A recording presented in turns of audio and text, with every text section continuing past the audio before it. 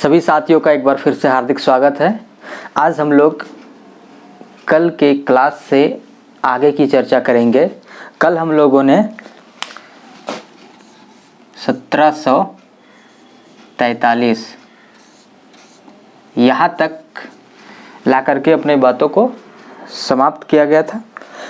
अब है कि इससे आगे, और इस समय तक हम लोगों ने यहाँ पर देखा कि अब झारखंड के क्षेत्र में मराठा शक्ति का प्रवेश हो चुका था और मुग़ल सल्तनत, मुग़ल जो सत्ता था वो कमज़ोर हो चुका था और उसके स्थान पर अब मराठों ने ले लिया कि मराठा इधर आक्रमण करने लगे। बंगाल को मुख्यतः मतलब टारगेट करके आक्रमण कर रहे थे, लेकिन चूंकि हम लोग रास्ते में आ जाते हैं तो इधर से भी वो लोग अपना राज्य इधर समझने लगे। सर देशमुखी, चौथ वगैरह वसूलने का कोशिश ये लोग किए, हालांकि कि ये बहुत ज़्यादा सक्सेसफुल हुआ नहीं।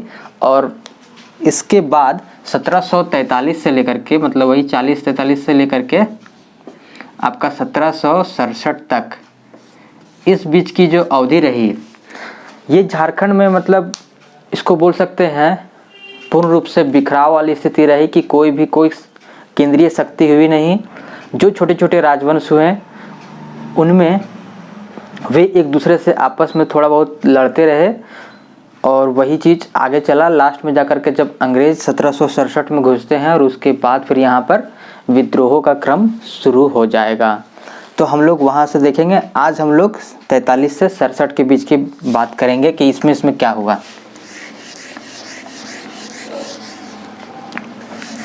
तो यहाँ देखिए,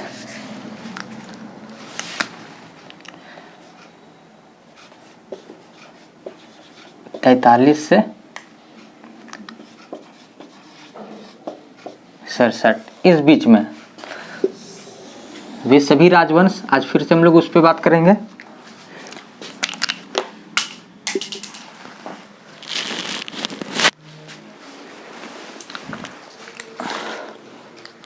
सबसे पहले देखिए नागवंश,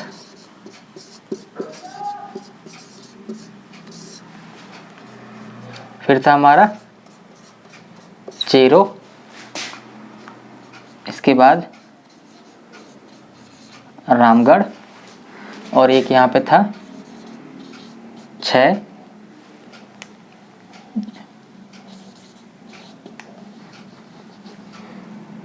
और एक और आज देखना हम लोग को खड़कडीहा।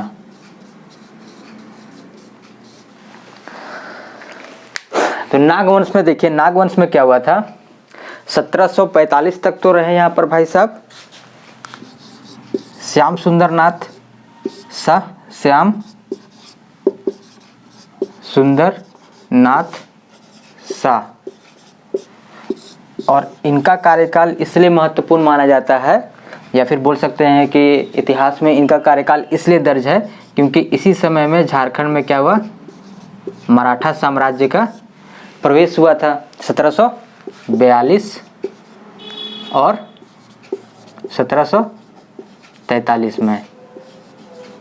ये दोनों साल यहाँ पे झारखंड में प्रवेश हुआ था मराठों का। शुरुआत में आए थे रघुजी भोसले के सेनापति और बाद में वो स्वयं, और पीछे से आपके बालाजी पेशवा। तो ये कहानी कल हो चुका है, जो लोग पिछले वीडियो को नहीं देखेंगे वो देख लीजिएगा, ज़्यादा समझ में आएगा। इसके बाद श्याम सुंदर के बाद एक और राजा हुए, लेकिन उनका ऐतिहासिक वैसा कुछ दर्ज नहीं है। इसके बाद आए मणिनाथ शाह, मणिनाथ शाह, और इसके बाद आए दर्पनाथ शाह। ठीक है, इनका था अवधि 1758 से 88। इनका कहीं पे कोई निश्चित नहीं है क्योंकि इनके पहले वाला और इनमें कोई विशेष कार्य हुआ नहीं। ये सिर्फ ये था कि 58 से पहले लगभग 50 जब हुआ, 50 का अवधि में मतलब 50 के दशक में ये लोग क्या हुए कि चूँकि मुग़ल सल्तनत भी उनका सत्ता कमज़ोर हो गया और इधर मराठा भी आ रहे थे, लेकिन रघुजी भोसले जो थे, जिनके क्षेत्र में हमारा ये अवध, बिहार और बंगाल पड़ा था, वो अपने सत्ता को स्थापित करने में खुद जूझ रहे थे। तो उनका इतना संगठन मजबूत नहीं हो पाया, जिसके कारण कि ऐसा नहीं हो पाया कि वो हमेशा लगातार यहाँ पर अपनी सत्ता को बनाए रख सके, यहाँ पर अपने संगठन को यहाँ पे रख के लगातार चौथ सरदेशमुखी वगैरह वसूल सकें। तो वे लोग सिर्फ आए और कभी कभार आते थे, लूटपाट करते थे और निकल जाते थे। फिर होता था, फिर जब मन किया कि अच्छा चलो वहाँ से चौथ लेकर के आते हैं, तो फिर आ जाते थे, फिर लूटपाट करते थे, अपना सबसे वसूलते थे और जाते थे, इस टाइप का। तो जब भी वो आते थे तो थोड़ा बहुत दे दिया जाता था। और ये चूँकि ये पहले भी झारखंड का ये ट्रेडिशन रहा है कि जब भी कोई आया भाई, पहले भी उन लोग को थोड़ा बहुत दे करके निपटाते गया कि भाई लो और चलो।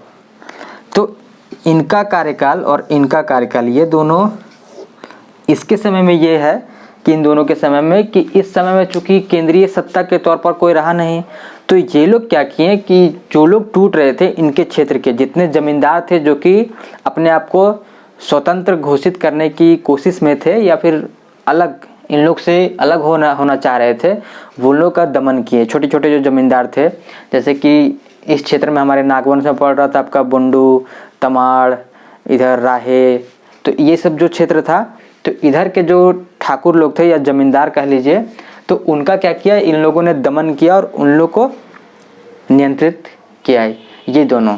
इसलिए इन लोगों का नाम थोड़ा सा दर्ज है कि ये लोग ऐसे ऐसे कार्य किए। दर्पनाथ शाह के बारे में एक और आएगा जब हम लोग देखेंगे सिंह राजवंश, वहाँ पर। इसके बाद आएंगे सिंह वंश में, सिंहभूम वाले क्षेत्र में। ठीक है, तो यहाँ तक हम लोग पहुँच गए हैं, यहाँ तक कहानी खत्म। दर्पनाथ शाह ये भी वही काम किए, सबको अपने नियंत्रण में लाएं, बस। इसमें और कोई काम हुआ नहीं विशेष। चेरों में क्या हुआ, चेरों में उस समय कौन थे, जयकृष्ण राय 1770 तक, जयकृष्ण राय, ये भाई साहब गद्दी पे बैठे थे कब, 1722 और बने रहे 1770 तक। इनके बारे में तो पता याद है ना कि इनके जो इससे पहले जो शासक थे रंजीत राय, उनकी हत्या करके, ये उन्हीं के संबंधी थे, तो उनकी हत्या करके ये भाई साहब गद्दी पर बैठे थे और 1770 तक। तो इसके बाद क्या हुआ, 40 तक तो हम लोग देखे थे, उसके बाद यहाँ ना मुगल आया और मराठा भी आ रहा था। तो देख रहे होंगे आप लोग कि बार बार बालाजी जो पेशवा थे वो वापस जब भाग गया रघुजी भोसले बंगाल से, तो वो जब वापस जाने लगे तो इधर से ही मिर्ज़ापुर होते हुए गए। बंगाल के बाद जस्ट आप लोग देखेंगे शुरू दिन है, मैंने मैप में बताया था कि पलामू के बाद इधर जस्ट मिर्ज़ापुर, इधर ऊपर में रोहतासगढ़ या औरंगाबाद जो कह लीजिए, तो इस तरह सा मैप था। तो उसके बाद मिर्ज़ागढ़ होते हुए उधर जा रहे थे, तो इधर से होते हुए गए और इधर अब इतना आना जाना हो गया। और वहाँ के जो ज़मींदार वगैरह हुए, जैसे कि टेकारी वगैरह जो आ रहा था, अभी नरहत समाया भी एक आएगा, तो ये सब उधर ही के क्षेत्र के थे, तो वो सब स्वतंत्र टाइप के हो गए थे और इनका पकड़ एकदम ढुलमुल हो गया था कि कोई नियंत्रण रहा नहीं, सब अपना मनमौजी हो गया। और पलामू में भी इतना बड़ा मान लीजिए पलामू है, तो ऊपर वाला जो क्षेत्र था, तो यहाँ पे ये औरंगाबाद वाला जो क्षेत्र था, नरपत समाया है, ठीक है, सुंदर टेकारी जो वो था टेकारी जिसको सुंदर सिंह वाला था वो, इधर मिर्ज़ापुर, तो ये सब क्या हुआ ना, या तो इधर के जो शासक थे जमींदार वगैरह वो लोग स्वतंत्र हो गए, मराठा आने लगा, उन लोग कुछ शासन कर लिया, तो नीचे वाला क्षेत्र सिर्फ थोड़ा सा इनके भाई साहब के कंट्रोल में रहा और बाद बाकी सारा इनके कंट्रोल से निकल गया। लास्ट में ये बहुत ही मतलब कमज़ोर शासक सिद्ध हुए और उसी तरह से मृत्यु हुआ 1770 में। 1770 में मृत्यु होगा। उसके बाद देखिएगा इनके पहले वाले जो शासक है रंजीत राय, उनके पोता और ये भाई साहब इनके पोता, इन दोनों में फिर युद्ध होगा। ठीक है, वही चल करके आगे देखिएगा, अभी विद्रोह आएगा, चेरो विद्रोह, वो हम लोग आगे पढ़ेंगे। कृष्ण इनके पोता थे भाई साहब गोपाल, और रंजीत राय उनके पोता थे वो चित्रजीत राय और जयनाथ सिंह मिल करके। तो वो कैसे होगा वो अगले कहानी में चलेगा कि क्यों विद्रोह हुआ, कैसे विद्रोह हुआ, जयनाथ शाह ने चित्रजीत राय का साथ क्यों दिया, ये सब सारा कहानी अगली क्लास में चलेगा। तो यहाँ तक सिर्फ यही है कि इस क्लास में 67 तक बात कर रहे हैं ना हम लोग, तो 67 तक में यही भाई साहब बने हुए हैं क्योंकि ये 70 तक रहे, तो इनमें वैसा कुछ नहीं हुआ। ये वही होगा कि लास्ट में इनका पकड़ से सारा राज्य निकलता चला गया। ऊपर वाला तो खैर उत्तरी भाग पूरा और दक्षिणी में थोड़ा बहुत कंट्रोल रहा, लेकिन ये बहुत ही कमज़ोर शासक बन गए थे। तो इनके तक में यही बात है। अब आते हैं रामगढ़। तो रामगढ़ में भाई साहब कौन थे? विष्णु सिंह। रामगढ़ में थे विष्णु सिंह। और ये भाई साहब 24 से लेकर के 63 तक, ये भाई साहब इतने साल रहे थे, 63 तक। ठीक है, यहाँ 67 तक बात होगा, अभी हम लोग देखेंगे आगे। विष्णु सिंह और इनके कब्जे में ये 6 वाला भाग रहा। ये कल ही हम लोग देख चुके हैं कि किस प्रकार इन्होंने इस पर कब्जा कर लिया था। और उसके बाद फिर इसके 32 से लेकर के 1732 से लेकर के 47 तक ये इन्हीं के कब्जे में रहा। लास्ट में इनके जो जिनको 32 में हराया गया था, महिपत खां, वो उनकी 47 में मृत्यु हो जाती है। और इसके बाद महिपत खां के बेटे आते हैं शासन में, लाल खां। ठीक है, ये इसकी मृत्यु हो जाती है। तब ये लाल खां क्या करते हैं कि लाल खां यहाँ छय के शासक के पुत्र और प्लस में इनके साथ ये जाते हैं और वहीं पे रामपुर परगना है, उधर में ही आप लोग देखेंगे चौपारण के बगल उधर वाला क्षेत्र में रामपुर एक जगह है। तो रामपुर वाला जो था, रामपुर पहले के ज़माने में, रामगढ़ वाला नहीं, ये इससे अलग। ठीक है, रामपुर जो था वहाँ के थे रतन सिंह। इनसे जाकर के संधि किए, क्योंकि दोनों का क्षेत्र ये भाई साहब लूट लिए थे विष्णु सिंह। तो ये लोग दोनों मिल करके गए, वही नरपत समाया जो भी बोल रहे हैं उधर का क्षेत्र का कामगर खां, ये दोनों गए और इससे रिक्वेस्ट किए कि भाई आप हमारा साथ दीजिए और ये हम लोग का क्षेत्र है जो वो लूट लिया है, तो आप अगर साथ देंगे तो इससे हम लोग युद्ध करेंगे और जीतेंगे और अपने अपने क्षेत्र में ले लेंगे, और जो होगा आपको उपहार के तौर पे या मदद हम लोग भी आगे करेंगे। इस टाइप का दोनों में संधि हो गया। और उसके बाद ये तीनों मिल करके विष्णु सिंह पे अटैक कर दिए भाई 47-48 में, वही 1700 अटैक कर दिए। अब ये लोग तीनों मिलकर अटैक किए तो विष्णु सिंह गया हार। और उसके बाद 6 वाला जो राज्य था वो लाल खां और इधर वाला आपका रामपुर वाला रतन सिंह, ये सब ले लिया और ये वापस चला गया। लेकिन उस समय में मराठा लोग आए, मराठा का था। तो अब ये विष्णु सिंह क्या किए, ये भाई साहब दिमाग लगाए। मराठा जब आए इन लोग से मांगे कर विष्णु सिंह से, तो विष्णु सिंह दिमाग लगा लिए, बोले ठीक है, कर के अलावा भी हम बहुत कुछ देंगे और बहुत ज़्यादा पैसा देंगे। आप एक काम कीजिए कि ये सब हमारा जो क्षेत्र जीत लिया ये लोग, छय वाला, इटखोरी वाला, ठीक है, और 1-2 राज्य था, छय, इटखोरी है ना। छय का राजधानी वही बीघा देखने को मिल सकता है आपको। छय की राजधानी थी बीघा, कि ये सब पर हमें फिर से ये रामपुर वाला ये सब पे हमें कब्जा दिला दीजिए, तो हम आपको उससे बढ़ के देंगे, बहुत पैसा देंगे। अब मराठा लोग दिमाग लगाया कि अच्छा ऐसा बात है, तो मराठा लोग क्या किया, बोले ठीक है हम युद्ध तो नहीं करेंगे। वो लोग दिमाग लगा दिया कि मराठा जो थे वो इससे एक गुप्त संधि कर लिए, समझौता कर लिए कामगार खां से।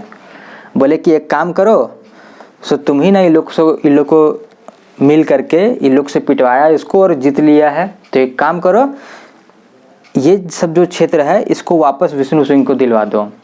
इसके बदले में वो हम लोग को बहुत सारा मतलब देगा, कुछ भी अपना डील हुआ होगा, पैसा कहीं उल्लेख नहीं है, बहुत ज़्यादा दिया था, 2 लाख 4 लाख 5 लाख इस टाइप का जो भी दिया हो। तो बोला ठीक है कि आप वापस दिला दो और इसमें से जो पैसा देगा उसमें से हम तुमको 20,000 रुपया देंगे। कामगार खां भी दिमाग लगाया, ये सिर्फ बोला था मराठा कि सिर्फ 2 महीना के लिए उसका अधिकार करवा दो, तुमको 20,000 रुपया देंगे। कामगार खां भी दिमाग लगा लिया, बोला ठीक है कोई बात नहीं है। कामगार खां क्या हुआ, इन लोग को मारपीट के भगा दिया। ठीक है, विष्णु सिंह फिर हड़प लिया इन लोग वाला। और उसके बाद ये दिया पैसा मराठा को, मराठा दिया कामगार खां को। यहाँ तक सब सेटलमेंट हो गया। उसके बाद क्या हुआ, कामगार खां फिर बदमाशी स्टार्ट कर दिया। क्या 1751-52 में, 1 आध साल रहने दिया और उसके बाद फिर इसको बदमाशी किया कि रामगढ़ में घुस करके मारपीट करना स्टार्ट कर दिया। इसको पीटने लगा भाई। इन लोग भी था, इन लोग को भी लालच दे दिया कि तुम लोग को फिर से वापस दिला देंगे राज्य। बोला ठीक है, इसको मारा पीटा और फिर से इन लोग का राज्य वापस दिला दिया। ये वाला मतलब छः को, लाल खां को, रामपुर वाला एरिया रतन सिंह को, इटखोरी वाला एरिया आपका हो गया शत्रुघ्न सिंह, नाम था उसका शत्रुघ्न सिंह। तो ये सबको वापस दिलवा दिया। तब जाकर के विष्णु सिंह इससे जब नहीं सका तब फिर भेजा अपने भाई मुकुंद सिंह को, ठीक है, कि जाओ भाई कामगर सिंह से बात करो और समझौता करो। गया, दोनों के बीच समझौता हो गया। समझौता होने के बाद ये डील हुआ कि जो बराकर नदी है, बराकर आप लोग देख रहे होंगे जिसमें तिलैया डैम स्थित है, वही वाला नदी। तो बराकर नदी के उधर वाला क्षेत्र भाई कामगार खां को मिल गया कि उधर वाला क्षेत्र पे तुम्हारा अधिकार, तुम इन लोग से अपना छोटा छोटा है उन लोग से वो वसूलेगा। और बराकर से जो इधर वाला क्षेत्र है, मतलब बरही से इधर पदमा जो रामगढ़ तक, इधर वाला क्षेत्र विष्णु सिंह मतलब रामगढ़ राज्य के क्षेत्र में आ गया। और इस तरीके से ये संधि हो गया 1752 में। और ये स्थिति आराम से चला 60 तक, ठीक है, 60-62 तक चला, कोई दिक्कत नहीं हुआ। यहाँ तक तो सब कुछ ठीक ठाक हो गया। तो यहाँ तक आप लोग देख लीजिएगा, इसको आप लोग अपना नोट्स लिख लीजिएगा, है ना। इसे मैं थोड़ा मिटा दे रहा हूँ। अब यहाँ से हम लोग आगे चलेंगे 63 पे बात होगा अब।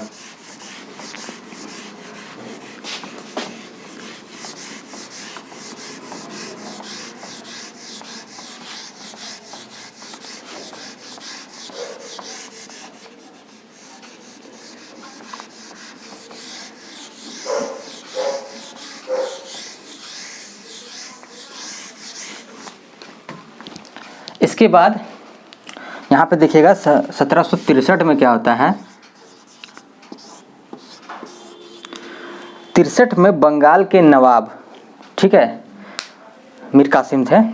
तो उनको भाई साहब को पता चलता है कि ये जो रामगढ़ राज्य का राजा है विष्णु सिंह, वो क्या कर रहा है, एक तो अपना क्षेत्र घुस रहा है हम लोग की ओर, दूसरा क्या कर रहा है कि हमारे जो शत्रु हैं उसको भी ये पनाह दे रहा है, और साथ साथ उसको बोलते हैं ना प्रोत्साहित करना, कि आक्रमण के लिए प्रोत्साहित कर रहा है।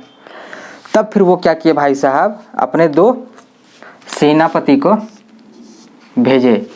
एक थे मरकत खां और एक थे असद उल्ला खां। ये दोनों को भेजे 1763 में कि जाओ जी जरा जा कर के विष्णु सिंह का देखो तो क्या हालचाल है, वो कहाँ ऐसा बदमाशी कर रहा है, और उससे जाओ जरा लूटपाट करके आओ भाई, उससे सब वसूलो। ये दोनों आए। तो ये दोनों आ रहे थे, तो चूंकि विष्णु सिंह तो था बदमाश, वो पहले ही सबसे लड़ाई झगड़ा करके बैठ चुका था। तो ये दोनों की सेना में ये दोनों जब खड़गडीहा राज्य आए, खड़गडीहा, तो उस समय जो वहाँ पे निर्वासित शासक, चूंकि उसका बहुत सारा क्षेत्र छीन चुका था ये शिवनाथ सिंह, ठीक है, ये थे भाई साहब शासक। तो ये भी इन लोगों के साथ मिल लिए। अब ये सब मिल कर गया। और भी जो छोटे छोटे राजवंश थे जिनका ये भाई साहब क्षेत्र छीन चुके थे विष्णु सिंह, वो सब इसके साथ हो लिए। मारते पीटते ये लोग पूरा घुस गए रामगढ़। जब ये देखा कि विष्णु सिंह नहीं सक रहा है, ये जब देखा कि हम लोग तो सक नहीं रहे हैं, तो अब क्या किया जाए, तो ये लास्ट में आकर के अपना किला में अपने भाई के साथ किला में मुकुंद सिंह और ये दोनों आकर के छिप गया। सोचा कि ये तो खैर तोड़ ही नहीं पाएगा, उन लोग का किला जो था वहाँ पे, सोचा कि अब तो ये लोग तोड़ नहीं पाएगा, हम लोग का किला बड़ा ही मजबूत है, वहाँ पे नहीं आ पाएगा। लेकिन ये गलतफहमी लोग का दूर हो गया, ये लोग तोड़ वोड़ के सब घुस गया। अब जब घुस गया तब इन लोग का अकबक्के हो गया कि अब तो गए हम लोग, तब क्या किया जाए। तब फिर अपना संदेश भेजा कि भाई सो हम लोग को आक्रमण मत करो हम लोग पर, सो हम लोग आप लोग को 3 लाख रुपया देंगे, ठीक है, और जैसा संधि करना चाहते हैं वो सबके लिए हम लोग तैयार हैं। इन लोग बोला अच्छी बात है, लेकिन तब तक ये शिवनाथ सिंह और भी जो छीना था जिनका, वो सब क्या किए, इन लोग को बताएं कि नहीं नहीं ये इन लोगों का साजिश है। ये विष्णु सिंह और मुकुंद सिंह ये बहुत ही लोग उसको बोलते हैं ना धोखेबाज टाइप का आदमी है। ये सिर्फ अभी बोल रहा है कि इतना देंगे और सब लौटा देंगे, लेकिन जैसे ही आप लौटिएगा ये लोग प्लान बना के रखा है कि लौटती हुई जो सेना रहेगी उस पर आक्रमण बोल देगा, धावा बोल देगा। इन लोग दोनों बोला ऐसा, तो इन लोग बोला अच्छा रुको। इन लोग भी पता लगाया, 2-4 दिन रुका, 2-4 दिन में पता चला कि नहीं ये लोग जो बात बोल रहा है शिवनाथ सिंह और जो छोटे छोटे राजा थे कि ये लोग सही बोल रहा है, रियल में प्लान इसका वही है। बोला रुको तब बताते हैं। बोला तब नहीं रुकेंगे। इन लोग चढ़ाई कर दिया, मारा पीटा खूब, पूरा एकदम इन लोग का होश ला दिया। तब जा कर के इन लोग पैसा वैसा दिया, तब फिर इन लोग लौट गया और सारा क्षेत्र फिर इन लोग का जिन लोग का जो वापस था अपना क्षेत्र रख लिया। तो यहाँ तक का हो गया कहानी क्लियर। और 1763 में ही इन लोग को मारा पीटा। तो उसके बाद फिर जब ये हार गया तो बाद में विष्णु सिंह की मृत्यु हो जाती है। अब जब मृत्यु हो जाती है तब 1763 में ही रामगढ़ की गद्दी पे बैठ जाते हैं भाई साहब मुकुंद सिंह, अगले शासक के तौर पे। मुकुंद सिंह थे ये भी एक नंबर का, उससे बड़ा बोलते हैं ना साम्राज्यवादी अवसरवादी जो कह लीजिए, उससे बड़ा भाई साहब बढ़ के थे। ये क्या किए, जैसे ही सेना लौटी ये फिर से मारना पीटना स्टार्ट। और अबर तो ये क्या किए, 6 राज्य को जो था उसको पूरा तरीके से अपने में मिला लिए। साथ ही साथ में खड़गडीहा पर भी आक्रमण कर दिए। लेकिन खड़गडीहा में जैसे ही आक्रमण किए तो फिर से वहीं पे आ गया कामगार खां। ठीक है, कामगार खां धमकाया तब कि जितना भाई लूटा उटा है सब सामान ला करके वापस दो, जितना पैसा है इतना पैसा दो। ये भाई साहब मुकुंद सिंह गए डर। लेकिन उसी समय में बेहतर ये हो गया, अच्छा काम ये हो गया कि कामगार खां की हो गई मृत्यु। अब इसके भाई साहब थे नामदार खां। ठीक है, वो गद्दी पर बैठ गए, लेकिन ये इसके जितना एक्टिव थे नहीं। तो इसीलिए मुकुंद सिंह थोड़ा सा अपना इधर उधर हल्ला मचा लिया। लेकिन बाद में जब ये देखा कि नहीं कंट्रोल हो रहा है, तब 2 साल के बाद जब ये खड़गडीहा में घुसा मुकुंद सिंह, 6 तो को लूट ही लिया था। खड़गडीहा में जब घुसा मतलब बराकर के पार होकर के, तब नामदार खां के जो फौज थे मतलब उसकी जो सेना थी वो आकर के भिड़े, तब मुकुंद सिंह वहाँ से भागा जान बचा करके। और इस तरीके से फिर ये वापस आया, लेकिन 6 राज्यों को ये पूरा अपने में शामिल कर ही लिया। तो यहाँ तक का कहानी हम लोग देख करके समझ सकते हैं। यहाँ तक 1766 का बात है। इसके बाद यहाँ पर अंग्रेजों का प्रवेश होगा आगे चल करके 68-69 में। तब हम लोग देखेंगे कि वहाँ पर फिर कैसे क्या क्या घटनाएं फिर हुई। 67 में, इसके बाद 68-69 में फिर अंग्रेज लोग का भी यहाँ पर इंटरफेरेंस हो जाता है। तो यहीं पर जो इसके कामगार खां के जो आगे चल करके इसका पुत्र हुआ अकबर, वो क्या किया, वो ये खड़गडीहा राज्य पर आक्रमण कर दिया और खड़गडीहा राज्य को हथिया लिया। तो शिवनाथ सिंह के जो आगे वंशज हुए थे, वंशज का नाम था मोद नारायण। ये जो अकबर था कामगार का बेटा, ठीक है, अगला शासक, तो ये इस पर खड़गडीहा पे आक्रमण कर दिया। तो उस समय यहाँ पे मोद नारायण थे भाई साहब शिवनाथ के बेटे। अब वो यहाँ से किसी तरीके से मोद नारायण और इसके बेटे भाग के आ गए रामगढ़, और कहा जाता है कि यहीं पे इसकी मृत्यु हो जाती है। लेकिन आगे चल करके जब देखें कि अंग्रेज लोग यहाँ पे अटैक करेगा, तब अंग्रेज अटैक करेगा अकबर पे, तब जाकर के जो मोद नारायण का भी जो पोता होगा आगे, बेटा का, वही बेटा तो मर ही गया था, साथ में उसका पोता जो था गिरवर नारायण, वो क्या करता है, अंग्रेजों का साथ देता है। अब वो लोग अंग्रेज लोग अकबर को पीट पाट करके सब राज्य को हड़प लेता है। तो अगले क्लास में हम लोग अंग्रेज से स्टार्ट करेंगे। यहाँ तक में इतना ही था। तो खड़गडीहा में भी हम लोग देखे बीच बीच में आया शिवनाथ सिंह, मोद नारायण, और इसके बाद अगला गिरवर नारायण जो कि अंग्रेजों का साथ देता है। अकबर जो कि हड़प लिया था खड़गडीहा को, गिरवर नारायण। ठीक है। अकबर जो कामगार का पुत्र था वो खड़गडिहा राज को हड़प लिया था और मोद नारायण को भगा दिया था उसके बेटे सहित, तो ये लोग का उधर ही मृत्यु हो जाता है। तो इसका जो पोता होता है गिरवर नारायण, वो अंग्रेजों का साथ देता है अकबर को हराने में, और इस तरीके से सारा क्षेत्र अंग्रेजों के अधीन आ जाएगा।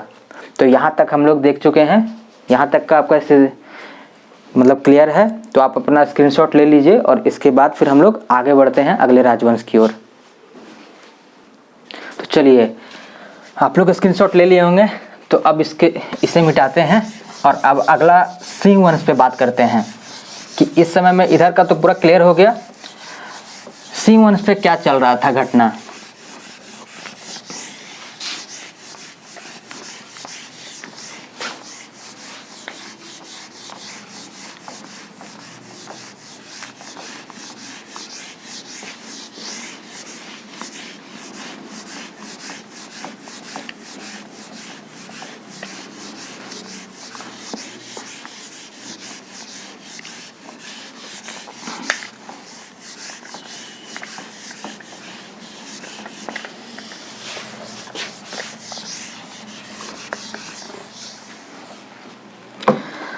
सिंह वंश से हम लोग स्टार्ट करते हैं। सिंह वंश में हम लोग पिछले बार देखे थे महिपाल को। अब महिपाल के बाद हम लोग आगे देखते हैं कि महिपाल के बाद शासक हुए काशीराम सिंह, उसके बाद हुए थे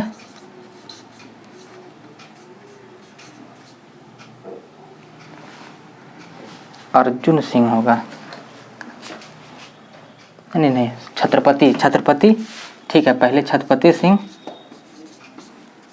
उसके बाद अर्जुन सिंह, अर्जुन सिंह के बाद हुए जगन्नाथ सिंह,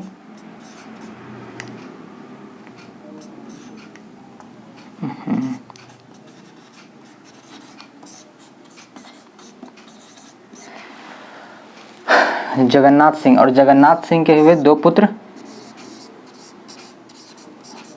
पुरुषोत्तम सिंह और एक हुए थे भाई साहब विक्रम सिंह। फिर पुरुषोत्तम सिंह के पुत्र अर्जुन सिंह द्वितीय, इसके बाद अमर सिंह, और इसके बाद जगन्नाथ सिंह फोर्थ, चतुर्थ। अब देखिए यहाँ पे हम लोग समझेंगे कहानी, ठीक है। शाहजहां के बाद औरंगजेब, औरंगजेब के बाद से यहाँ से कहानी स्टार्ट होता है महिपाल के बाद काशीराम सिंह से। तो ये सब के बारे में कोई महत्वपूर्ण ऐतिहासिक घटना नहीं हुआ, तो इसके बारे में हमें कुछ पढ़ना भी वैसा नहीं है। जगन्नाथ सिंह के बारे में पढ़ना है। तो जगन्नाथ सिंह में क्या हुआ कि इसके दो पुत्र हुए, एक हुए पुरुषोत्तम सिंह, एक हुए विक्रम सिंह। तो ये थे भाई साहब बड़े बेटे, ठीक है। तो चूंकि ये तो उत्तराधिकार वाला यही था कि राजा जो भी रहेगा उसका बड़ा बेटा गद्दी पे बैठेगा, और उसके बाद फिर इसका बेटा, इस टाइप का चलते रहा। तो पुरुषोत्तम सिंह गद्दी पर बैठे लेकिन क्या हुआ, जल्द ही इनकी क्या हो गई, मृत्यु हो गई। ये सब पोरहाट राज, पोरहाट राज की बात हो रही है, ठीक है। तो इसकी जल्द ही मृत्यु हो जाती है पुरुषोत्तम सिंह। लेकिन जब इसकी मृत्यु हो रही थी तभी जो इसकी पत्नी थी वो गर्भवती थी। तो गर्भवती थी, तो इसके बाद इसका पुत्र होता है जिसका नाम रखा जाता है वही अर्जुन सिंह। तो चूंकि इसके पिता की मृत्यु तो हो चुकी थी, लेकिन राजकुमार के तौर पे भाई साहब ये थे, और इनका लालन पालन कर रहे थे कौन, विक्रम सिंह। अच्छी बात ये थी कि भाई साहब ये हथियाए नहीं थे, चाहते तो हथिया भी लेते, लेकिन नहीं हथियाए थे, और इसी के शासन के अंतर्गत वो संरक्षक की भूमिका में रह करके इनका पालन पोषण कर रहे थे, अच्छी तरीके से किए। तो जब ये जाकर के अर्जुन सिंह बड़ा हुए भाई साहब और गद्दी संभालने योग्य हुए, तब क्या किए कि ये देखे अपने चाचा से भाई, जन्म तो भाई ठीक है पिता पुरुषोत्तम सिंह थे, लेकिन पालन पोषण बड़े ही लाड़ प्यार से इसको अच्छी शिक्षा दीक्षा के साथ विक्रम सिंह ने ही किया है। तब ये भाई साहब क्या किए, ये अपने चाचा को 12 गांव तो उस समय दूर दूर हुआ करता था ना, तो कहा जाता है कि लगभग 60 किलोमीटर का एरिया था, तो 12 गांव को भाई साहब विक्रम सिंह को दे दिए। ठीक है, सिंहभूम, और उस समय उसका नाम था सिंहभूम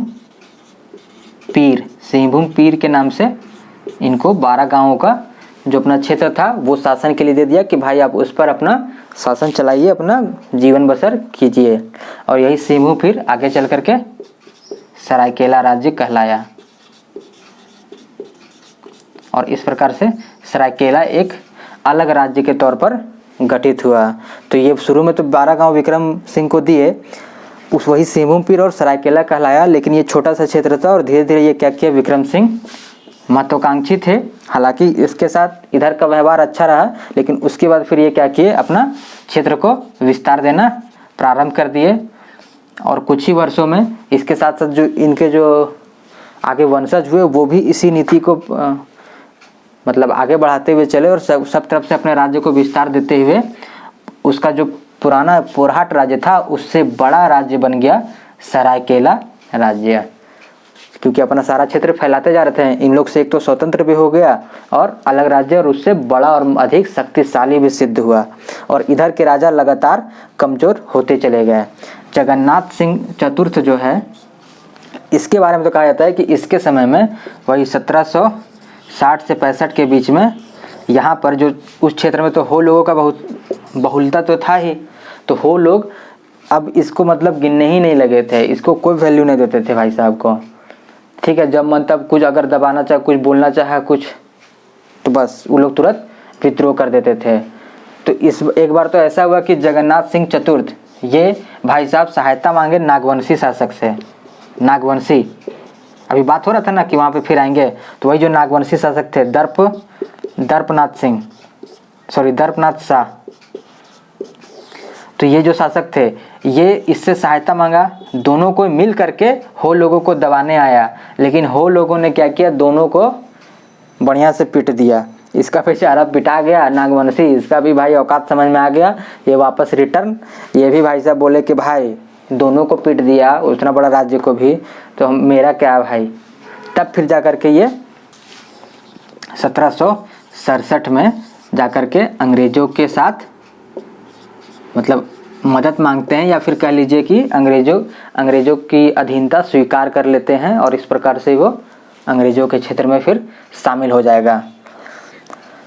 तो यहाँ पर 1700 मतलब सिंह वंश का जो पूरा डायग्राम आप लोगों को क्लियर हो गया होगा। विक्रम सिंह इसके बाद इनके जो आगे मिलते हैं समकालीन जो होंगे, ऐसा कहीं पे मिला नहीं, वैसा कहीं उल्लेख नहीं है, तो इसलिए इसे यहीं रहने देते हैं। आगे चल करके एक जगह फिर से आएगा, पौरी देवी का जब मूर्ति का जब विवाद चलेगा तब यहाँ पर पता चलेगा। ठीक है, फिर से एक बार चर्चा होगी। तो अभी फ़िलहाल के लिए इतना, तो ये देख लीजिए, आप लोग अपना स्क्रीनशॉट ले लीजिए, और अब हम लोग फिर इससे आगे बढ़ेंगे। तो यहाँ तक आप लोग देख लीजिए, ले लीजिए स्क्रीनशॉट। अब हम लोग छोटे छोटे जो 2 क्षेत्र हैं वहाँ पे हल्का सा बात कर लेते हैं।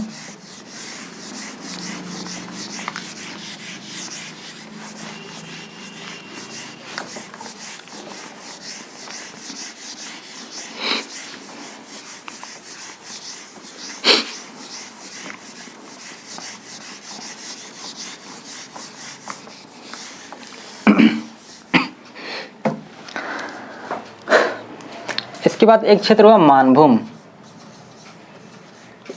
ठीक है, तो मानभूम तो जैसे ठीक है, मुगल सल्तनत में जब थे भाई साहब शाहजहां, उसके बाद औरंगजेब, तो थोड़ा बहुत पकड़ इधर बनता जा रहा था, थोड़ा ठीक ठाक ही होता जा रहा था। लेकिन जैसे ही वो लोग औरंगजेब की मृत्यु हुई, ये क्षेत्र प्रायः एकदम स्वतंत्र हो गए।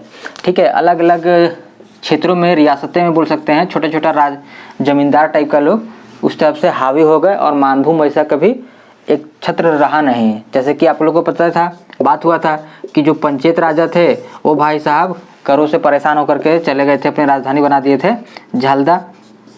ठीक है, एक तो बड़ा राजवंश जो ये था उधर चला गया, छोटा छोटा जैसे कि कतरास, झरिया, ठीक है, फिर वहीं पर है आपका टुंडी,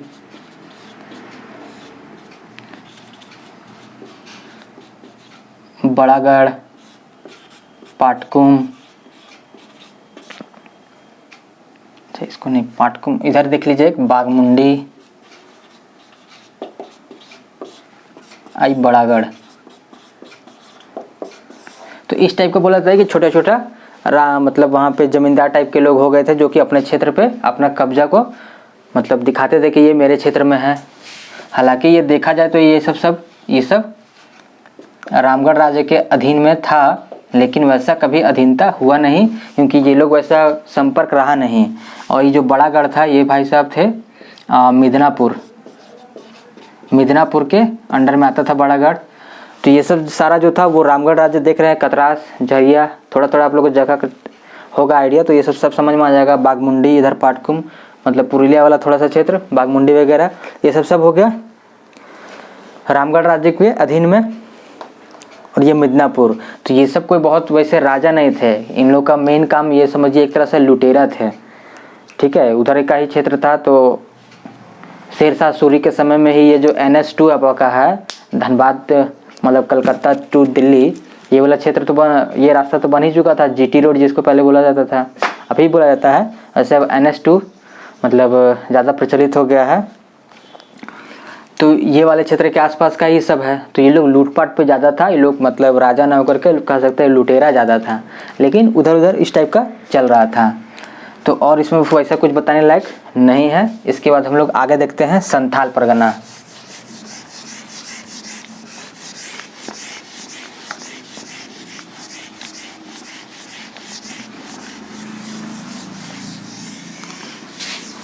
संथाल परगना में भी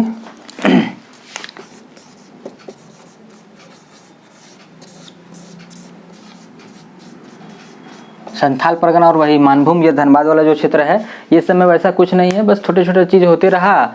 मराठा कभी आ गया, कभी बालाजी पेशवा आ गए, कभी रघुजी भोसले आ गए, कभी ये घुस गए, वो आ गए, ये चलेगा, इस टाइप का कुछ कुछ होते रहा, वैसा कुछ हुआ नहीं। जैसे ये वाला संथाल परगना में भी इस टाइप का क्या हुआ कि 1710 में जब बहादुर शाह, ठीक है, मुगल औरंगजेब के उत्तराधिकारी के जो थे, वो गद्दी के लिए अपना बोल सकते हैं उसको युद्ध वगैरह कर रहे थे, अपने लड़ रहे थे, उस समय में यहाँ पर फर्रुखसियर जो थे उनको यहाँ पे रख दिया गया था, फर्रुखसियर। उसके बाद आगे क्या हुआ, 1712 में जब उसकी मृत्यु हो गई बहादुर शाह की, ठीक है, फिर जहांगीर शाह वगैरह जो बने, उसके बाद फर्रुखसियर ये चले जाते हैं। तो बिहार इधर बंगाल का जो था नायब सूबेदार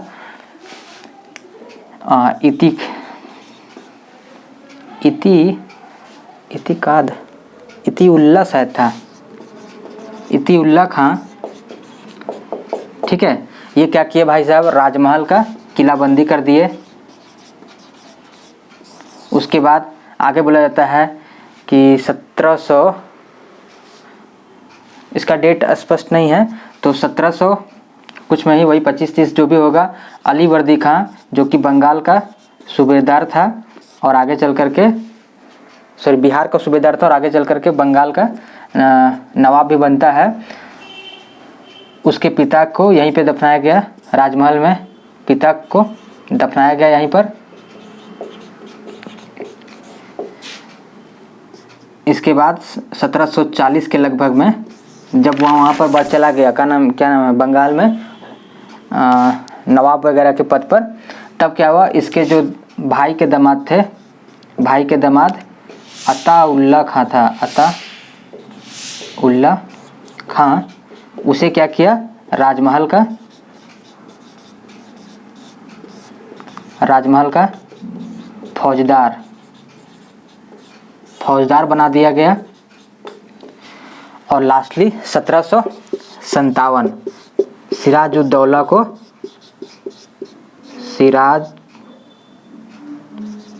सिराजुद्दौला।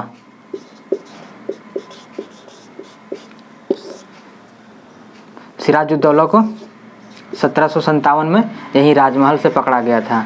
बस राजमहल का इन्हीं सब कारणों से थोड़ा सा इतिहास में स्थान दर्ज हुआ है, स्थान मिला है, और इसके अलावा वैसा कुछ खास हुआ नहीं। तो आज के क्लास में इतना ही।